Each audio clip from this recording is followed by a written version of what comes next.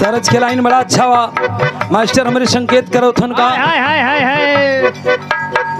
करे देवर से दूर दूर ना, करे देवर से दूर दूर ना, करे देवर से दूर दूर ना।